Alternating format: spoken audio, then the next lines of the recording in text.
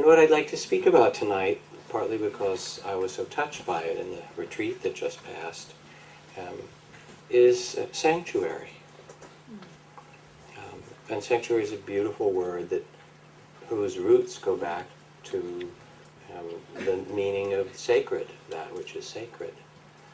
And finding that which is sacred in a culture that can almost be defined as the absence of the sacred, much of popular and kind of commercial and the kind of culture that we see in a broad way, that perhaps the disease of the culture is the absence of the sacred. What does it mean to find sanctuary or reconnect with that which is sacred in a world that has madness and war and continuing insanity of racism, suffering of the prison systems and the medical systems and the ecological devastation and the various injustices that we know at the same time as the beauty of the world? I mean, how do we find our way in all of this? A few lines from Pablo Neruda, probably the greatest poet in Spanish ever. Speaking about poetry, it was necessary to go on discovering, hungry with no one to guide me, to go on dissolving the iron in the soul until water finds a voice through your mouth, to find a strange vocation that seeks you out and which goes into hiding when we look for it, a shadow with a broken roof and stars shining through its holes. And I start a little bit with the poetry because nobody quite understands what Neruda's talking about. But something underneath that knows, the broken roof with the stars shining through. And sanctuary is really central to Buddhist practice and tradition.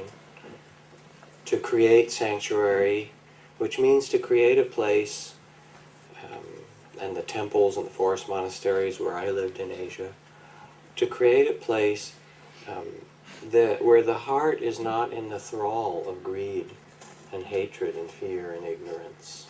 To have a ground where we step out of the poisons or the confusions or the toxins of the world and remember something else that's important for us.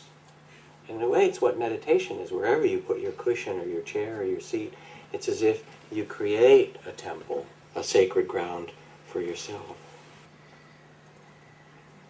And in some way, we all need sanctuary because the world is hard for each of us in its own way. And sanctuary means a place to be reconnected with our true self, with what the Zen koan says, with who you are before your parents were born. With the mystery of coming into this body, into this incarnation. I mean, how did you get in here? You have this body, but you don't think you are this body, do you? I mean, you're wiser than that, I'm sure. Plus which, as I've said often, you look in the mirror and you notice how it's aged, right? But you don't feel older. And that's because the body ages, but that's not who you are. And the witness, the one that sees, the one that knows. Ajahn Chah, my teacher, called it the one who knows. Looks and says, wow, it's getting older, isn't it? But who are you? What is this spirit underneath it all? And so when we come to meditate together, or come to do our practice, or when we create a place of stillness and meditation, it's a way of being reminded of stepping out of the stress and busyness and returning to that which is free in the heart and timeless, the freedom beyond gain and loss. I've had the privilege of doing hospice work at different times over the years, many times. And when I sit with someone who's dying, there isn't really that much to say. I mean, sometimes we have a conversation. The questions that come at the end of life are pretty simple ones. Did I love well? Maybe that's the only question. Maybe did I live fully? Did I love? Maybe they're the same thing somehow, to offer your love to the world. Not a lot of things to say. And I might sit and meditate or chant with that person and so forth. But it's not about fixing or doing or making. It's really about being in the presence of this mystery into which we are born and meeting it with an open heart, beginner's mind. Because when we do, then something of beauty comes out of us. It wants to come out of us. And part of what's mysterious and why a place like Spirit Rock or wherever you find as a sanctuary is important is that there are two dimensions to our being. In the Buddhist tradition, they're talked about the two truths, sometimes the relative and absolute, which is a very bad translation. The universal and the personal is a much better translation. And what it means is that you have to remember your Buddha nature and your zip code. And if you forget either one, you're in trouble. I mean, you do need to know your social security number, and you have to drive on the right-hand side of the road, and you have to engage in the world, and it's part of living your incarnation, to do it and do it with some dignity and elan and ease and, fall down the well and get in the dungeons and do that and pick yourself back up. But make something in the world. You have to do that. But you can't make anything of value if you forget your Buddha nature. If you forget who you really are and what you have to offer this world. In another culture, in another mythological language, it's called the two agreements. That when you're born and you come into this world, you come with a purpose, or with a gift, if you will, with something that's uniquely yours to bring into this world, and no one has ever brought the gifts of your particular life and being into this world before. And then you look around and you say, wow, I got this family, right, and this neighborhood, and this culture, and this country, and so forth, and you realize you sort of have to negotiate a lot of agreements with them, what kind of a child you'll be, and how you deal with the school or the economic system and so forth. Those are all called the second agreement. And you have to find your way through those. You can't not do it.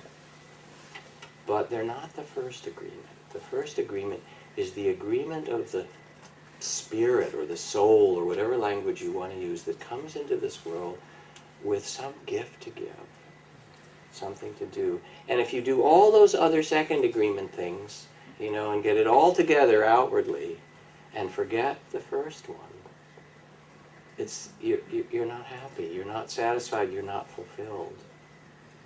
It's as if the king or queen has given you this great errand to do, and you go across the seas, and you go to this other kingdom, and you find all these people and adventures and do all these things, and you forget the main errand that you went to do. And then you come back, and they say, well, did you do it?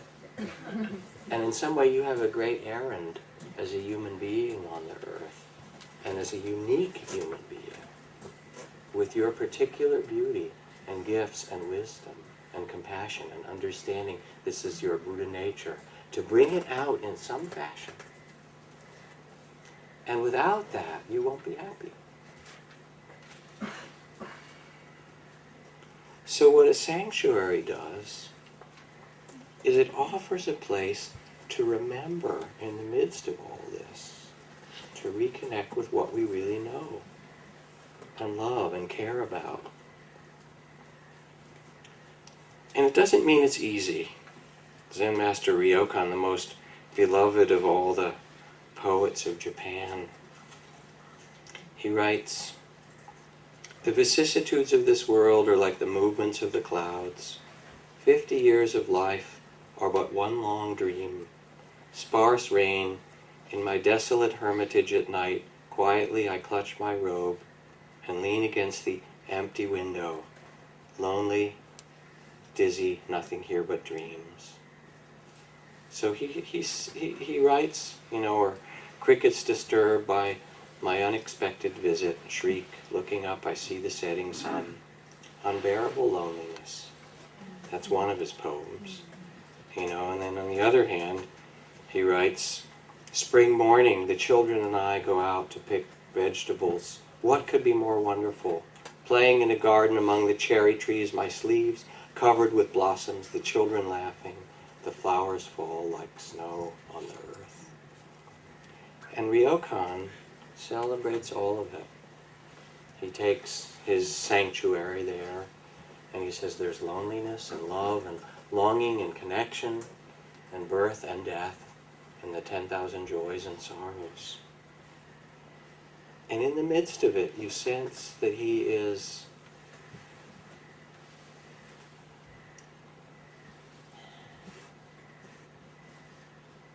that he's found his place in it all, that his heart is open to it all, and that he's true to himself in the midst of it all, in this beautiful way, that he is free.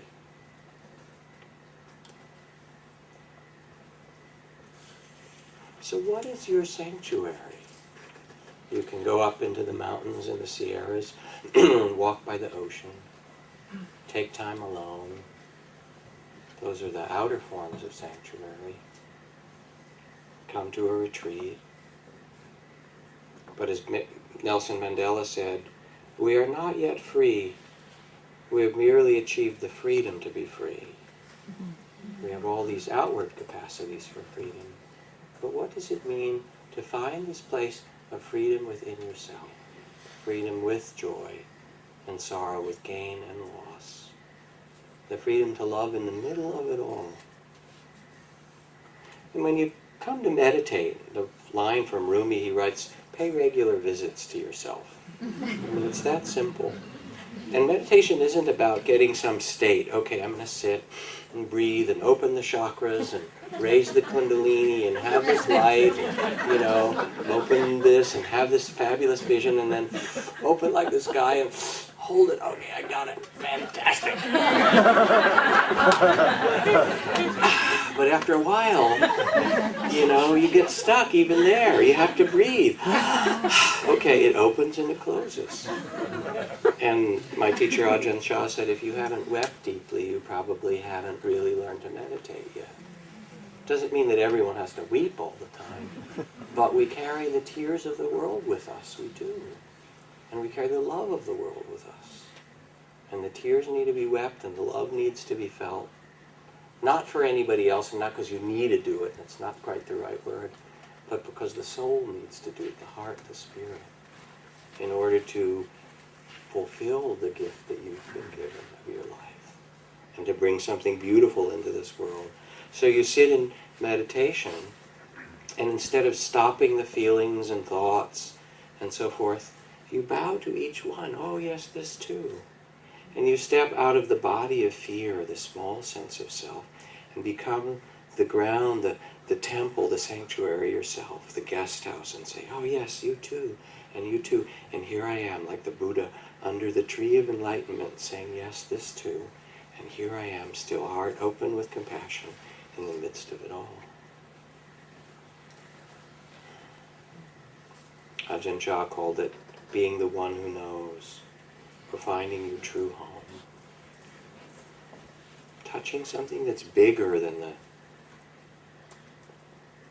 things we get caught up in our day-to-day experience.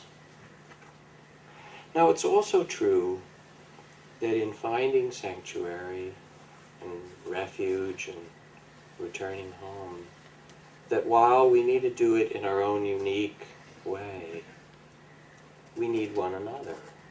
It's a kind of funny thing. Again, you know, like remembering your Buddha nature and your zip code, there's a certain way in which you need to face your aloneness and despair all by yourself. Nobody else can do it for you. And at the same time, we need each other desperately. And we can't completely do it alone. Isn't that also true? What story to read? Oh, this one, just because it's fun, even though I read it recently. From Fran Peavy, activist and friend. One day I was walking through the Stanford University campus with a friend and saw a crowd of people with cameras and video equipment on a little hillside. They were clustered around a pair of chimpanzees, the male running loose and the female on a chain about 25 feet long. It turned out the male was from Marine World Africa, and the female was being studied for something or other at Stanford, and who I thought were the spectators were actually scientists and publicity people trying to get them to mate. The male was eager, you know how that goes. He grunted and grabbed the female's chain and tugged. She whimpered and backed away. He pulled again. She pulled back. Watching the chimps' faces, I began to feel sympathy for the female. Suddenly the female chimp yanked her chain out of the male's grasp, and to my amazement, she walked through the crowd straight over to me and took my hand. Then she led me across the circle to the only other two women in the crowd, and she joined hands with us. And the three of us stood together in a circle. I remember the feeling of that rough palm against mine. The little chimp had recognized us and reached out across all the years of evolution to form her own women's support group.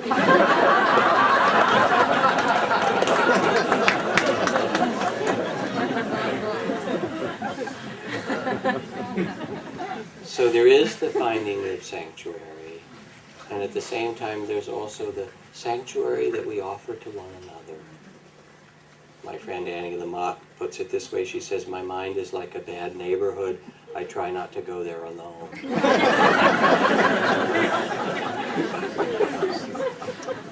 So when I was in Hawaii, on the island of Hawaii, in the Big Island, when I go there, on the Kona side, I like to go and visit this place called Hua Honua Ohonau now, which is the Hawaiian name for the temple or city of refuge.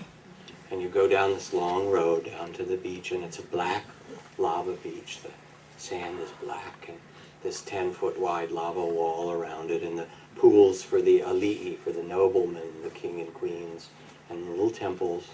And what's said of Hua Honua is it's the temple of refuge and forgiveness, that no matter what you did in the ancient Hawaiian culture, if you killed someone or you broke the worst taboo, if you could find your way into that temple, you would be forgiven. Of course, get in there, and the question is, does it still work? You know, can I also avail myself of this place? And it has a great power to it. Part of what a sanctuary offers, in the Buddhist temple, there's this sacred boundary called a sima that's made, where the monks or the nuns will sit in every square, every 4-foot square of the earth, one after another and another, doing prayers of forgiveness before anyone's invited in. It's a kind of sacred boundary or sacred ground. And people make their rituals of prayers and confessions and forgiveness and practices to step out of shame, to step out of errors and mistakes and the dungeons that you've found yourself in, and realize that it's never, ever too late to start again.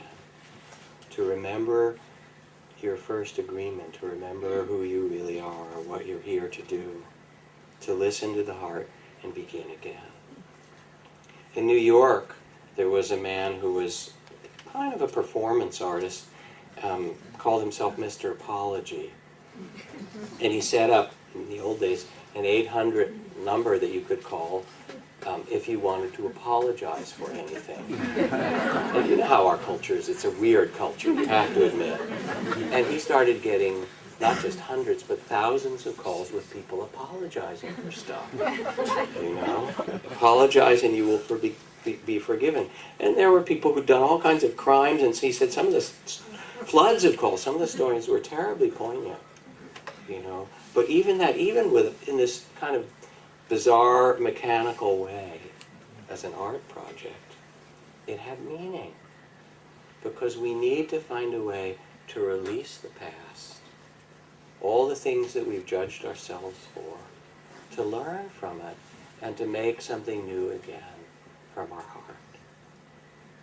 And a true sanctuary is a place of mercy and forgiveness